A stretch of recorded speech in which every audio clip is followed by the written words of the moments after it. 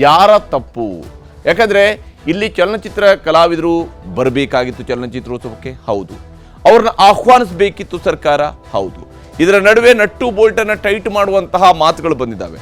ಅದರ ಮೇಲಾಗಿ ಚಲನಚಿತ್ರ ಕಲಾವಿದರ ಬಗ್ಗೆ ಶಾಸಕರು ಆಡಿರುವಂತಹ ಮಾತುಗಳು, ಅದಕ್ಕೆ ಬಂದಿರುವಂತಹ ಉತ್ತರ, ಒಂದು ವಿವರವಾದಂಥ ವರದಿಯನ್ನು ನಿಮಗೆ ತೋರಿಸ್ತೀನಿ.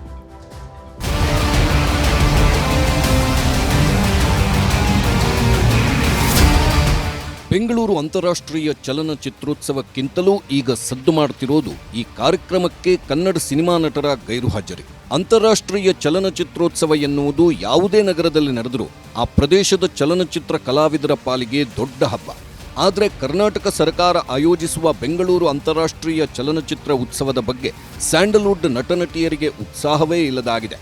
ಇದೇ ಕಾರಣಕ್ಕೆ ಉದ್ಘಾಟನಾ ಸಮಾರಂಭದಲ್ಲಿ ನಟನಟಿಯರ ಗೈರುಹಾಜರಿಯನ್ನ ಗುರುತಿಸಿಯೇ DCM DK Shivakumar nut bolt tight ಮಾಡುವ ಮಾತನ್ನಾಡಿದ್ದರು.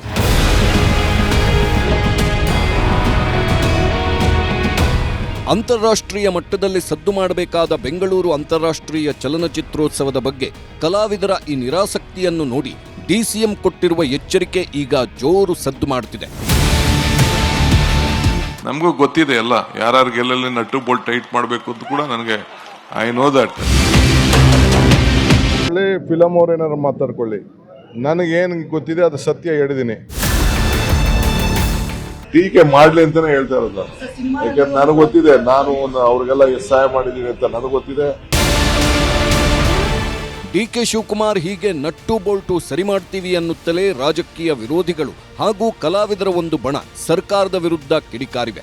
ಒಂದು ಕಡೆ ರಾಜಕಾರಣ ನಡೆಯುತ್ತಿರುವಾಗಲೇ ಆಹ್ವಾನ ಕೊಟ್ಟಿಲ್ಲ ಅಂದವರಿಗೆಲ್ಲ ಸಾಕ್ಷಿ ಕೊಟ್ಟಿದ್ದಾರೆ ಕರ್ನಾಟಕ ಚಲನಚಿತ್ರ ಅಕಾಡೆಮಿ ಅಧ್ಯಕ್ಷ ಸಾಧು ಕೋಕಿಲ. ಚಲನಚಿತ್ರೋತ್ಸವ ಆಹ್ವಾನಿತರ ಪಟ್ಟಿ ರಿಲೀಸ್ ಮಾಡಿದ್ದಾರೆ. ಅಕಾಡೆಮಿ ಶಿಷ್ಟಾಚಾರದ ಪ್ರಕಾರವೇ ಕನ್ನಡ ಚಿತ್ರರಂಗದ ಬಹುತೇಕ ಎಲ್ಲ ನಟನಟಿಯರಿಗೂ ಆಹ್ವಾನ ನೀಡಲಾಗಿದೆ ಎಂದು ಸಾಧು ಸ್ಪಷ್ಟನೆ ನೀಡಿದ್ದಾರೆ.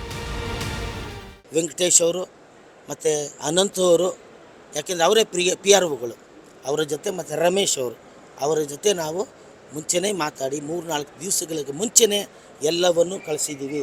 ಎಲ್ಲರಿಗೂ ಕೊಡಬೇಕದಕ್ಕೆ ಎಲ್ಲವನ್ನು ಕಳಿಸಿ ಕೆಲವರಿಗೆ ಕೊಟ್ಟು ಅವ್ರು ಸೈನು ಮಾಡಿಸ್ಕೊಂಡ್ಬಂದಿದ್ದಾರೆ. ಇದು ತುಂಬ ಒಳ್ಳೆಯ ಕೆಲಸ ನನಗನ್ಸಿದ್ದು. ನೋಡಿ, ಇಷ್ಟು ಎಲ್ಲರಿಗೂ ಕಳಿಸಿದೆ. ಅಕಾಡೆಮಿಯವರು ಮುಂಚೆನೇ ಅವ್ರಿಗೆಲ್ಲ ಪೋಸ್ಟಲ್ಲಿ ಎಷ್ಟು ಪಾಸ್ಗಳನ್ನ ಕಳಿಸ್ಬೇಕು, ಎಷ್ಟು ಇನ್ವಿಟೇಷನ್ ಕಳಿಸ್ಬೇಕು, ಯಾರ ಮನೆಗೆ ಕಳಿಸ್ಬೇಕು ಅಂತ ಮಾಡಿರ್ತಾರೆ. ಇದೆಲ್ಲ ಪ್ರೋಟೋಕಾಲು. ಸರ್ಕಾರ ಸುಮ್ಮನೆ ಕಾರ್ಯಕ್ರಮ ಮಾಡಿಬಿಡಲ್ಲ, ಅವ್ರಿಗೂ ಗೊತ್ತಿದೆ. ಕಳೆದ ವರ್ಷ ಎಷ್ಟು ಜನ ಬಂದಿದ್ದಾರೆ ನಾನು ನೋಡ್ತೀನಿ, ಬೇಕು ಅಂದರೆ ಆವಾಗ ಗೊತ್ತಾಗುತ್ತೆ ಈ ವರ್ಷ ಎಷ್ಟು ಕಮ್ಮಿ ಆಗಿದೆ ಅಂತ. ಆಸಕ್ತಿ ಇರಲಿ, ಪ್ರೀತಿ ಇರಲಿ, ನಾವೆಲ್ಲ ಒಂದೇ. ಈ ವರ್ಷ ಮಿಸ್ ಆದರೂ ಪರವಾಗಿಲ್ಲ, ಬರೋ ವರ್ಷ ಬನ್ನಿ ಚೆನ್ನಾಗಿ ಮಾಡೋಣ. ಆದರೆ ಉಗುರಲ್ಲಿ ಹೋಗೋದನ್ನ ಬೆಟ್ಟ ಮಾಡಿದ್ರು ಎಂಬ ರೀತಿಯಲ್ಲಿ ಡಿಸಿಎಂ ಹಾಗೆ ಮಾತನಾಡಬೇಕಾದ್ರೆ ನಾವು ಸುಮ್ಮನಿರೋಕ್ಕಾಗುತ್ತಾ ಎಂಬ ಶೈಲಿಯಲ್ಲಿ ಕಾಂಗ್ರೆಸ್ ಶಾಸಕರು ಸಿನಿ ಕಲಾವಿದರ ವಿರುದ್ಧ ಕೆಂಡಕಾರಿದ್ದಾರೆ. ಡಿಸಿಎಂ ಡಿಕೆ ಶಿವಕುಮಾರ್ ನಟ್ಟು ಬೋಲ್ಟಿನ ಬಗ್ಗೆ ಮಾತಾಡಿದ್ರೆ ಮಂಡ್ಯ ಶಾಸಕ ಗಣಿಗ ರವಿ ನೆಲ ಜಲ ಭಾಷೆ ವಿಚಾರಕ್ಕೆ ಬಂದ್ರೆ ನಿಮ್ಮ ಮಾರ್ಕೆಟ್ ಬಿದ್ದೋಗುತ್ತಾ ಎಂದು ಪ್ರಶ್ನಿಸಿದ್ದಾರೆ. ಕನ್ನಡದಲ್ಲಿ ನಟಿಸಿ ಸ್ಟಾರ್ ಆದಮೇಲೆ ಕನ್ನಡಿಗರನ್ನೇ ಮರೆತು ಬಿಟ್ರಾ ಎಂದು ರಶ್ಮಿಕಾ ಮಂದಣ್ಣ ವಿರುದ್ಧ ಕೂಡ ಆಕ್ರೋಶ ಹೊರಹಾಕಿದ್ದಾರೆ. ನಾಡು ನುಡಿ ನೆಲ ಜಲದ ಬಗ್ಗೆ ಯಾಕೆಷ್ಟು ತಾತ್ಸಾರ? ಕರ್ನಾಟಕದಲ್ಲಿ ಹಿಂದಿ ಭಾಷೆ ಅಗ್ರಸ್ಥಾನವಲ್ಲ, ಕನ್ನಡಕ್ಕೆ ಅಗ್ರಸ್ಥಾನ ಎಂದಿದ್ದಾರೆ. ಈ ಮೂಲಕ ಚಲನಚಿತ್ರೋತ್ಸವ ಬಿಟ್ಟು ನೆಲ ಜಲದ ಬಗ್ಗೆಯೂ ಪ್ರಸ್ತಾಪಿಸಿ ಕಲಾವಿದರ ಮೇಲಿರುವ ತಮ್ಮ ಸಿಟ್ಟು ತೀರಿಸಿಕೊಂಡಿದ್ದಾರೆ. ಅಲ್ಲದೆ ತಮಿಳುನಾಡಿನ ಕಲಾವಿದರನ್ನು ನೋಡಿ ಕಲಿರಿ, ಮೇಕೆದಾಟು ನೀರು ಬರೋದು ಬರೀ ಕಾಂಗ್ರೆಸ್ ಮನೆಗಲ್ಲ, ಕಲಾವಿದರ ಮನೆಗೂ ಬರುತ್ತೆ ಎಂದು ಎಚ್ಚರಿಕೆ ನೀಡಿದ್ದಾರೆ. ಇನ್ನು ಕಾಂಗ್ರೆಸ್ನ ಮತ್ತೋರ್ವ ಶಾಸಕ ಹರೀಶ್ ಗೌಡ ಕೂಡ ಕಲಾವಿದರಿಗೆ ಟಾಂಗ್ ಕೊಟ್ಟಿದ್ದಾರೆ. ಡಾಕ್ಟರ್ ರಾಜ್ಕುಮಾರ್, ವಿಷ್ಣುವರ್ಧನ್ ನೋಡಿ ಇಂದಿನ ಕಲಾವಿದರು ಕಲಿಯಬೇಕು. ಚಲನಚಿತ್ರೋತ್ಸವಕ್ಕಿಂತಲೂ ನಿಮಗೆ ಸಿಸಿಎಲ್ ಪಂದ್ಯ ಹೆಚ್ಚಾಯ್ತಾ? ಸಿನಿಮಾಗಳಿಗೆ ಸಬ್ಸಿಡಿ ಬೇಕು, ಶೂಟಿಂಗ್ಗೆ ಜನಪ್ರತಿನಿಧಿಗಳು ಬೇಕು, ಹೋರಾಟಕ್ಕೆ ಬೇಡವಾ ಎಂದು ಪ್ರಶ್ನಿಸಿದ್ದಾರೆ. ಬೇಡಿಕೆಗಳ ಪಟ್ಟಿ ಇಟ್ಕೊಂಡು ಬಂದಾಗ ಸರ್ಕಾರ ಏನು ಮಾಡಬೇಕೋ ಮಾಡುತ್ತೆ ಎಂಬ ಖಡಕ್ ಎಚ್ಚರಿಕೆಯನ್ನು ನೀಡಿದ್ದಾರೆ. ಏನಕ್ಕೆ ಬರಲ್ಲ ನೀವು? ಒಂದು ಅಂತಾರಾಷ್ಟ್ರೀಯ ಚಲನಚಿತ್ರೋತ್ಸವ ಯಾರಿಗೋಸ್ಕರ ಮಾಡಿರೋದು?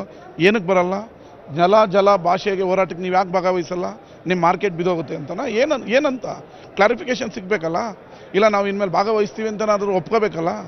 ಏನಾದರೂ ಒಂದು ಲಾಜಿಕಲ್ ಎಂಡ್ ಬರಬೇಕಲ್ಲ. ಕನ್ನಡದ ಭಾಷೆಯ ಉತ್ಸವಕ್ಕೆ ಕರೆದ್ರೆ ನನ್ನ ಹತ್ರ ಟೈಮ್ ಇಲ್ಲ ಅಂತ ಉದ್ದಟತನದಲ್ಲಿ ಮಾತಾಡ್ತೀರಾ, ಅದಕ್ಕೆ ನನ್ನ ಧಿಕ್ಕಾರ. ಅದಕ್ಕೆ ನನ್ನ ಆಕ್ಷೇಪಣೆ. ಕನ್ನಡಕ್ಕೆ ಅಷ್ಟು ಕಾಲಕಸ ಅಲ್ಲ, ಹಿಂದಿ ತಮಿಳಲ್ಲ ಅಗ್ರ, ಕನ್ನಡಿಗನೇ ಅಗ್ರ. ಅದಕ್ಕೆ ನನ್ನ ಹೋರಾಟ.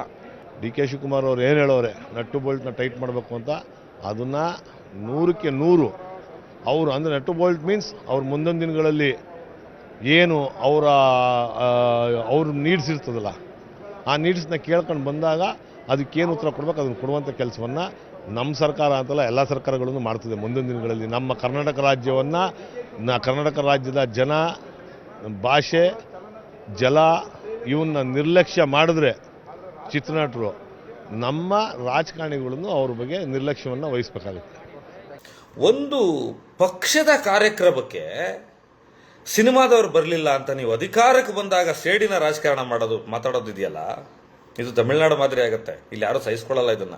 ನಿಮ್ಮ ಪಕ್ಷ ಸಂಘಟನೆ ಮಾಡುವ ಕಾರ್ಯಕ್ರಮಗಳಿಗೆ ಬಂದಿಲ್ಲ ಅನ್ನೋ ಕಾರಣಕ್ಕೆ ಇವ್ರು ಯಾರಿಗೂ ಕನ್ನಡದ ಮೇಲೆ ಪ್ರೀತಿ ಇಲ್ಲ ಅಂತ ಮಾತಾಡ್ಬಿಟ್ರೆ ಹಿಟ್ಲರ್ಗಳ ನೀವು? ನಿಮ್ಮ ಸೌಂಡ್ ಹಿಟ್ಲರ್ಗಳ ಥರ ಇದೆ ಚಿತ್ರರಂಗದವ್ರ ಮೇಲೆ. ನೀವು ಒಳಗೊಳ್ಳುವಿಕೆ, ನೀವು ಹೇಗೆ ಒಳಗೊಳ್ತಾ ಇದ್ದೀರಾ ಅವ್ರನ್ನೆಲ್ಲ ಅನ್ನೋದ್ರ ಮೇಲೆ ಹೋಗುತ್ತೆ. ಡಿ ಕೆ ಶಿವಕುಮಾರ್ ಅವರಿಗೆ ಸಾಧು ಕೋಕಿಲ್ ಅವರು ಏನು ಇನ್ಫಾರ್ಮೇಶನ್ ಫೀಡ್ ಮಾಡಿದ್ರೋ ಗೊತ್ತಿಲ್ಲ, ಒಂದಷ್ಟು ಹಿಟ್ಲರ್ ಥರ ಮಾತನಾಡಿದ್ದಾರೆ. ನೀವು ಅದನ್ನು ಫಾಲೋ ಮಾಡಿದ್ದೀರಾ ಗಣಗಾರವಿ ಅವರೇ. ಇದರ ನಡುವೆ ಡಿಸಿಎಂ ಡಿಕೆ ಶಿವಕುಮಾರ್ ತಮ್ಮ ವಿರುದ್ಧ ನಡೆಯುತ್ತಿರುವ ಟೀಕಾ ಪ್ರಹಾರಕ್ಕೆ ತಿರುಗೇಟು ನೀಡಿದ್ದು ಇದೆಲ್ಲವನ್ನೂ ನಿರೀಕ್ಷಿಸಿದ್ದೆ, ಆದರೆ ಯಾರಿಗೆಲ್ಲ ಏನ್ ಸಹಾಯ ಮಾಡಿದ್ದೀನಿ ಎನ್ನುವುದು ಅವರಿಗೂ ಗೊತ್ತಿದೆ ಎಂದಿದ್ದಾರೆ. ಇನ್ನು ಚಿತ್ರ ನಿರ್ಮಾಪಕ ಮಂಜು ಡಿಸಿಎಂ ಹೇಳಿಕೆಯನ್ನ ಸಮರ್ಥಿಸಿಕೊಳ್ಳುತ್ತಲೇ ಮೊದಲು ಅಕಾಡೆಮಿಯಿಂದಲೇ ನಟ್ಟು ಬೋಲ್ಟು ಸರಿ ಮಾಡುವ ಕೆಲಸ ಶುರು ಮಾಡಬೇಕು ಎಂದಿದ್ದಾರೆ. ಈ ಇಂಟರ್ನ್ಯಾಷನಲ್ ಫಿಲ್ಮ್ ಫೆಸ್ಟಿವಲ್ ಮಾಡ್ತಾರೆ ಅಕಾಡೆಮಿಗೆ ಸಂಪೂರ್ಣ ಜವಾಬ್ದಾರಿ ಸರ್ಕಾರ ಕೊಟ್ಟಿದೆ. ಮೊನ್ನೆ ಇನಾಗ್ರೇಷನ್ ಆದಾಗ ತುಂಬ ಕಡಿಮೆ ಇತ್ತು. ನಿರ್ಮಾಪಕ ಕೊರತೆ ಇತ್ತು, ಕಲಾವಿದರ ಕೊರತೆ ಇತ್ತು, ನಿರ್ದೇಶಕರ ಕೊರತೆ ಇತ್ತು, ಸಾಹಿತಿಗಳ ಕೊರತೆ ಇತ್ತು. ಯಾಕೆ ಬಂದಿಲ್ಲ ಅಂತ ಅವ್ರು ಹೇಳಿದ ನಿಜ. ಚಿತ್ರರಂಗಕ್ಕೆ ಇವಾಗ ನಟ್ಟು ಬೋಲ್ಟು ಟೈಟ್ ಮಾಡೋದ್ರಲ್ಲಿ ತಪ್ಪಿಲ್ಲ. ಟೈಟ್ ಯಾರು ಮಾಡಬೇಕು, ಫಸ್ಟ್ ಅಕಾಡೆಮಿ ಮಾಡಬೇಕು. ಅಕಾಡೆಮಿ ಕರೆದು ಅವರು ಏತ್ಗಿದಾಯಿತು, ಇದು ಯಾವ ಕಾರಣಕ್ಕೋಸ್ಕರ ಆಯಿತು, ಏತಕ್ಕೆ ಬಂದಿಲ್ಲ ಅಂತಿತ್ತು. ಯಾವುದೇ ಕಲಾವಿದ್ರನ್ನಾಗಲಿ ಯಾರನ್ನೋ ಹೆಸರು ತೊಗೊಂಡಿಲ್ಲ ಅವರು.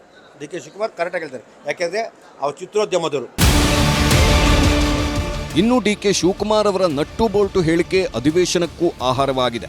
ಕಲಾವಿದರಿಗೆ ಸರ್ಕಾರ ಅವಮಾನ ಮಾಡುತ್ತಿದೆ ಎಂದು ಬಿಜೆಪಿ ಟೀಕಾ ಪ್ರಹಾರ ನಡೆಸಿದೆ. ಅಲ್ಲದೆ ಅಧಿವೇಶನ ನಡೆಯುವಾಗಲೂ ಪ್ರತಿಪಕ್ಷದ ಸದಸ್ಯರನ್ನು ಕ್ಯಾಮೆರಾದಲ್ಲಿ ತೋರಿಸುತ್ತಿಲ್ಲ. ಮೊದಲು ಆ ಕ್ಯಾಮೆರಾದ ನಟ್ಟು ಬೋಲ್ಟು ಸರಿ ಮಾಡಿ ಎಂದು ಬಿಜೆಪಿ ನಾಯಕರು ಕಿಚಾಯಿಸಿದ್ದಾರೆ. ಯಾವ ಬೋಲ್ಟ್ ನಟ್ಟು ಸರಿ ಇಲ್ಲ, ಸರಿ ಮಾಡಿ ಅಲ್ಲ. ಓಕೆ, ಬೋಲ್ಟ್ ನಟ್ಟು ಸರಿ ಮಾಡಿ, ನಮಗೆ ಕಾಣೋದಿಲ್ಲ ಅಂದ್ರೆ ಹೆಂಗಾಗುತ್ತೆ? ಆಯ್ತು, ಲೂಸ್ ಆಗಿರಬೇಕಲ್ಲ. ಯಾವ ಬೋಲ್ಟ್ ನಟ್ಟು ಲೂಸ್ ಆಗಿದೆ ನೋಡು, ಅದನ್ನ ಸರಿ ಮಾಡಬೇಕಲ್ಲ ನೀವು. ಆಯ್ತು, ಈಗ ಇಲ್ಲಿಂದ ಸರಿ. ಇಷ್ಟಕ್ಕೂ ರಾಜ್ಯ ವಿಧಾನಮಂಡಲ ಅಧಿವೇಶನದಲ್ಲಿ ನ್ಯೂಸ್ ಚಾನೆಲ್ಗಳ ಕ್ಯಾಮೆರಾವನ್ನ ಸದನದಿಂದ ಹೊರಹಾಕುವ ತೀರ್ಮಾನವನ್ನು ಹಿಂದಿನ ಬಿಜೆಪಿ ಸರ್ಕಾರವೇ ಕೈಗೊಂಡಿತ್ತು. ಆಗ ಪ್ರತಿಪಕ್ಷದವರನ್ನು ತೋರಿಸಬಾರದು ಎಂಬ ಉದ್ದೇಶದಿಂದಲೋ ಏನೋ ಕ್ಯಾಮೆರಾಗಳನ್ನು ಹೊರಹಾಕಿದ್ದ ಬಿಜೆಪಿಗೆ ಈಗ ಅದರ ಬಿಸಿ ಚೆನ್ನಾಗಿಯೇ ತಟ್ಟಿರುವುದು ಅವರದೇ ಮಾತುಗಳಿಂದ ಸ್ಪಷ್ಟವಾಗಿ ಸದನದಲ್ಲಿ ಗೋಚರಿಸುತ್ತಿತ್ತು. ನಾನು ಮಾನ್ಯ ಉಪಮುಖ್ಯಮಂತ್ರಿಗಳಿಗೆ ಡಿ ಕೆ ಶಿವಕುಮಾರ್ಗೆ ವಿನಮ್ರವಾಗಿ ಇವತ್ತು ಹೇಳ್ತಾ ಇದ್ದೇನೆ, ಅಧಿಕಾರ ಶಾಶ್ವತ ಅಲ್ಲ, ಯಾರೂ ನಿಮ್ಮ ಗುಲಾಮರಲ್ಲ. ಇವತ್ತು ಅಧಿಕಾರ ಶಾಶ್ವತ ಅನ್ನೋ ರೀತಿಯಲ್ಲಿ ನಿಮ್ಮ ವರ್ತನೆ ಏನಿದೆ ಇವತ್ತು ಯಾರೂ ಕೂಡ ಒಪ್ಕೊಳ್ತಕ್ಕಂಥದ್ದಲ್ಲ. ನಿಮ್ಮ ಬಂಡತನವನ್ನು ಬಿಟ್ಟು ಆಗಿರ್ತಕ್ಕಂಥ ತಪ್ಪಿಗೆ ಕ್ಷಮೆ ಯಾಚಿಸಬೇಕು ಅವರು. ಇನ್ನೊಂದೆಡೆ ಬಾಲಿವುಡ್ ನಟಿ ಹಾಗೂ ಬಿಜೆಪಿ ಸಂಸದೆ ಕಂಗನಾ ರನಾವತ್ ಕೂಡ ನಟ್ಟು ಬೋಲ್ಟು ಟೈಟ್ ಮಾಡುವ ಡಿಸಿಎಂ ಮಾತಿಗೆ ಖಾರವಾಗಿ ಪ್ರತಿಕ್ರಿಯಿಸಿದ್ದಾರೆ. कलाकारों का जो हमारे शास्त्रों में आप देख लीजिए, चाहे वो इंद्र हों या चाहे अर्जुन हो, उन्होंने भी कला की विद्या ली थी. तो कलाकारों के साथ हमेशा ईश्वर होते हैं. कलाकारों की जो है वो देवी सरस्वती होती हैं, देवी होती हैं. तो ऐसा नहीं है कि आप कोई किसी का स्क्रू अगर ढीला और टाइट करने के चक्कर में होगा तो आपको पता है कि उनकी रक्षा के लिए भी विष्णु का भी जन्म होता है. तो कोई ना कोई हमें बचाएंगे, ऐसा नहीं है. ಒಂದು ಕಡೆ ಕನ್ನಡ ಚಿತ್ರಗಳನ್ನ ನೋಡೋದಕ್ಕೆ ಜನ ಬರುತ್ತಿಲ್ಲ ಅಂತ ಕನ್ನಡ ಚಿತ್ರರಂಗದ ಕಲಾವಿದರು, ನಿರ್ದೇಶಕರೇ ಆರೋಪ ಮಾಡುತ್ತಿರುತ್ತಾರೆ. ಮತ್ತೊಂದೆಡೆ ಚಲನಚಿತ್ರೋತ್ಸವ ನಡೆಯುತ್ತಿದ್ರೆ ಅದರಲ್ಲಿ ಭಾಗಿಯಾಗೋದಿಕ್ಕೂ ಇವರಿಗೆ ಪುರುಸೊತ್ತಿಲ್ಲ. ಡಿಸಿಎಂ ಹೇಳಿದ್ದು ಸರಿಯೋ ತಪ್ಪೋ ಅನ್ನೋದು ನಂತರದ ಮಾತು. ಆದರೆ ಅದಕ್ಕಿಂತ ಮೊದಲು ಚಲನಚಿತ್ರೋತ್ಸವದಲ್ಲಿ ಭಾಗಿಯಾಗದೇ ಇರುವ ಕಲಾವಿದರು, ನಿರ್ದೇಶಕರು ಆತ್ಮಾವಲೋಕನ ಮಾಡಿಕೊಳ್ಬೇಕು. ಬೆಂಗಳೂರು ಅಂತಾರಾಷ್ಟ್ರೀಯ ಚಲನಚಿತ್ರೋತ್ಸವದಲ್ಲಿ ಸರ್ಕಾರದ ಜೊತೆಗೆ ಚಿತ್ರರಂಗ ಕೈಜೋಡಿಸಿದ್ರೆ ಅದರ ನೇರ ಲಾಭ ಚಿತ್ರರಂಗಕ್ಕೆ ಸಿಗೋದ್ರಲ್ಲಿ ಅನುಮಾನವೇ ಇಲ್ಲ. Bureau report, news 18. ಇಲ್ಲಿ ಚಲನಚಿತ್ರೋತ್ಸವವನ್ನು ಮಾಡುವಂಥವರು ಕೂಡ, ಅದರ ಆಯೋಜನೆ ಮಾಡುವಂತಹ ಸಂದರ್ಭದಲ್ಲೂ ಕೂಡ ಯಾವ ಸ್ವರೂಪದಲ್ಲಿ ಅದರ ಸಕ್ಸಸ್ ಸಿಗಬೇಕು ಆ ನಿಟ್ಟಿನಲ್ಲಿ ಯೋಚನೆ ಮಾಡಬೇಕು ಹೊರತು ಈ ಸಣ್ಣತನ ನಾವು ಅಲ್ಲಿಗೆ ಕಳಿಸಿದ್ದೀವಿ, ಇವರಿಗೆ ಲೆಟ್ರ್ ಕಳಿಸಿದ್ದೀವಿ, ಈ PROಗೆ ಹೇಳಿದ್ದೀವಿ, ಈ ರೀತಿ ಅಂತ ಲೆಕ್ಕ ಕೊಡೋದ್ರಿಂದಾಗಿ ಇದು ಬಗೆಹರಿಯುವಂಥ ಸಮಸ್ಯೆಗಳಲ್ಲ. ಮತ್ತು ಇದನ್ನು ಸಮಸ್ಯೆಯಾಗಿ ಸೃಷ್ಟಿಸುವಂಥ ಕಾರಣಕ್ಕಾಗಿ ಅಷ್ಟೇ ಈ ರೀತಿಯಾದಂತಹ ಧಾಟಿಗಳಲ್ಲಿ ಮಾತನಾಡ್ತಾ ಹೋಗ್ತಾರೆ. ಬದಲಿಗೆ ಇದನ್ನು ಎಲ್ಲರೂ ಒಳಗೊಳ್ಳುವಂತಹ ರೀತಿಯಲ್ಲಿ ಮಾಡೋದಕ್ಕೆ ಸಾಧ್ಯನಾ? ಇಲ್ಲದೆ ಹೋದರೆ ಅನವಶ್ಯಕವಾಗಿ ಬೆಂಗಳೂರು ಅಂತಾರಾಷ್ಟ್ರೀಯ ಚಲನಚಿತ್ರೋತ್ಸವ ಅಂತ ಹೇಳ್ಕೊಂಡು ಮಾಡಬೇಕಾದ್ರೆ ಅವಶ್ಯಕತೆ ಏನಿದೆ? ಈ ಪ್ರಶ್ನೆಯೂ ಕೂಡ ಮುಂದಿನ ದಿವಸಗಳಲ್ಲಿ ಕಾಡುವಂಥದ್ದು, ಬರುವಂಥದ್ದು ಸರ್ವೇ ಸಾಮಾನ್ಯ, ಸಹಜ.